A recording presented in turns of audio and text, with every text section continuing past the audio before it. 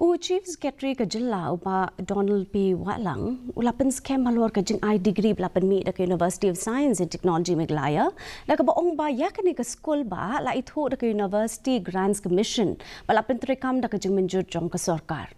Menteri rang ba jong ke Jylla Assam Hemanta Biswa Sarma ula berngem ban penduk ke jeng itho ya ke bayo degree na ke Ustm ke jeng thep kam sarkar.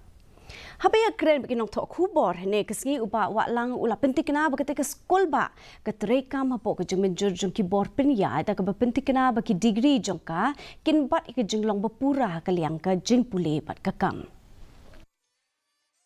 Ustm is a state university.